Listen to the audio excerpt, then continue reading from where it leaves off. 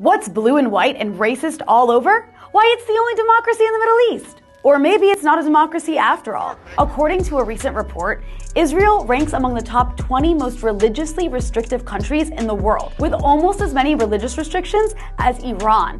How's that for democracy? It also has the 5th highest level of social hostilities related to religious norms, and it has the 6th highest level of interreligious tension and violence, a worse score than Syria, where a sectarian civil war ravaged the country for 8 years. That's just the tip of the iceberg. Israel's state ideology is founded on discrimination. There are 50 laws on the books that explicitly discriminate against non-Jewish citizens of Israel. That's not even to mention the 5 million Palestinians in the West Bank and Gaza who live under brutal Israeli military control for the crime of not being Jewish. They have zero civil rights.